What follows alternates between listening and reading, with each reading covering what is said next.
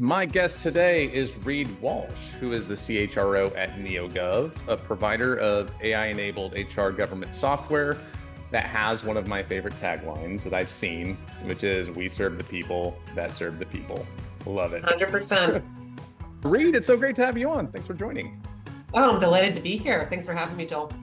Absolutely. So as I was doing a little bit of background research, I see that you've spent a ton of your career in the public sector, but selfishly, I got to call out your time at PBS because I am a huge PBS slash public broadcasting fan slash nerd. I support the local OPB station here in my region, but I'm curious, so what drew you into PBS after graduation?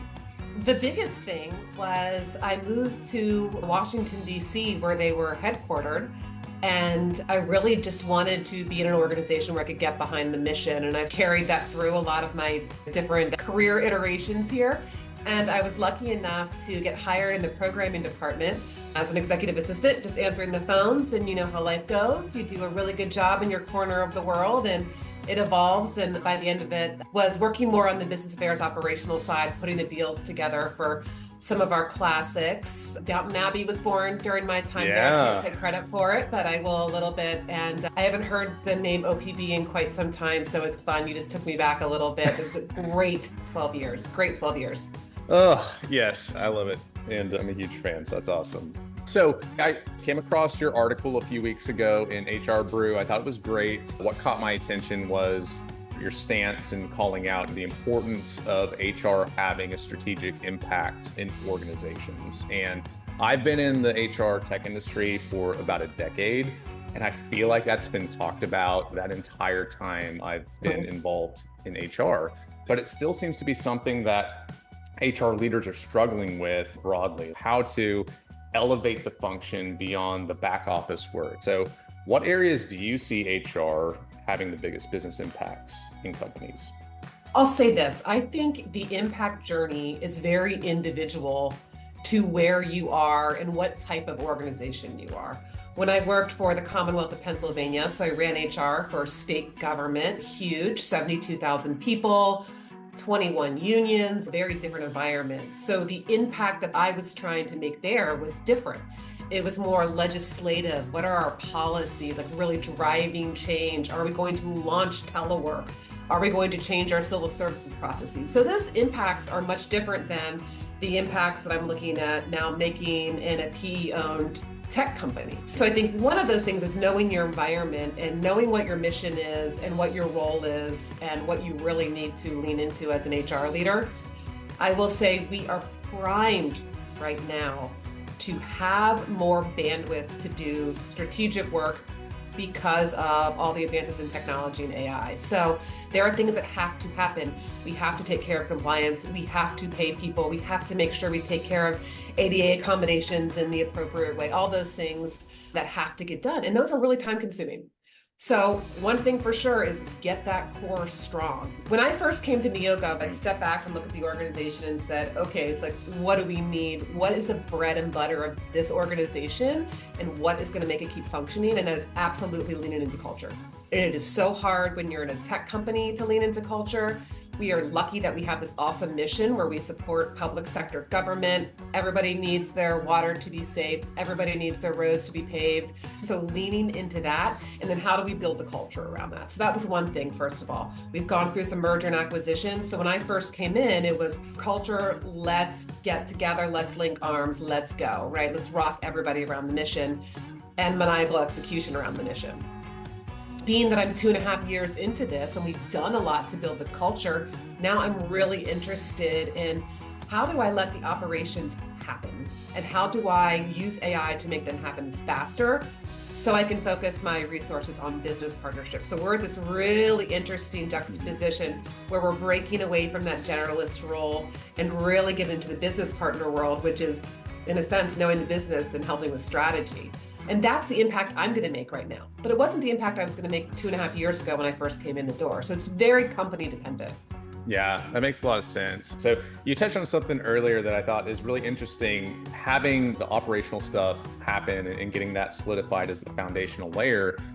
I think the HR technology systems that are being used can play a big part in that. And what's interesting is that you're at NEOGOV, which is a technology platform that helps enable core HR functions, payroll, kind of full HCM, employee lifecycle stack. What's that like? Because that is the field that you're in. A company actually produces the technology for that field. Are you pulled into any kind of product development or testing discussions or anything with go-to-market teams? 100%. Absolutely. Absolutely.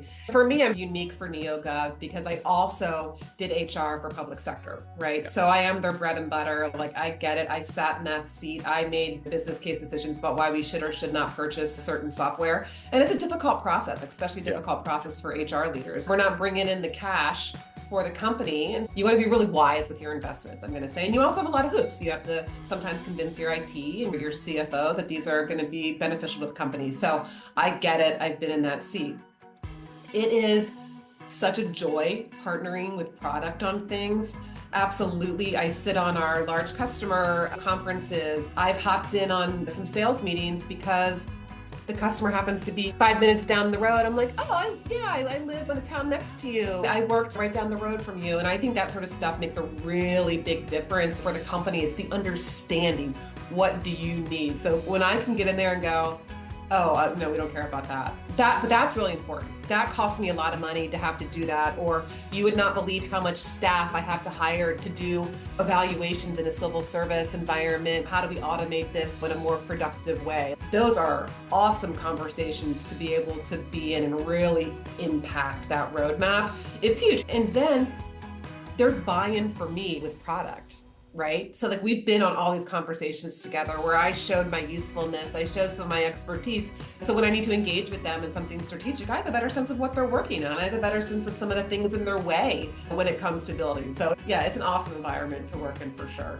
All right, last question. So we've talked about AI already in the episode. A lot of organizations are still really trying to get their heads wrapped around how to safely use AI within the organization, around like compliance and security issues. But what do you think HR's role should be in adopting and using AI across the organization? Yeah, I think it's twofold. One, I think that is an imperative that we have to have it / encourage it to be embedded in whatever software that we're using. So internally for HR itself, you need to be using agentic AI. It just needs to happen. In fact, customers love it. They like to go in and use that. And they're even interested in testing. We build our agentic AI, and when someone will, hey, Reid, real quick, can you tell me the answer to this question? I say, hey, do me a favor.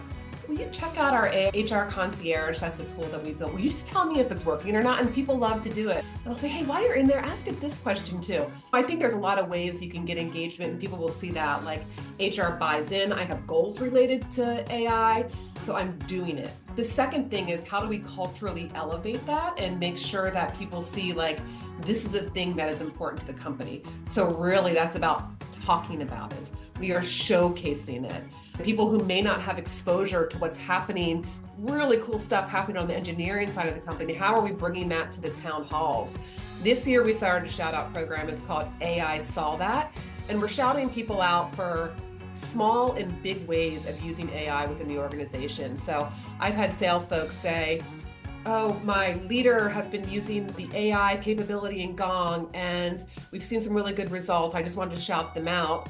And I've had product come in and talk about major successes they've had in building AI into our product and shouting each other out for that. So everybody can play a role in that. So when I'm highlighting those in our town hall, I'm thinking about customer service being highlighted, sales being highlighted, the traditional places you think AI is going to be highlighted, like product or engineering as well. So I think driving that message, talking about how you embed it in job descriptions. What does that actually mean for the work?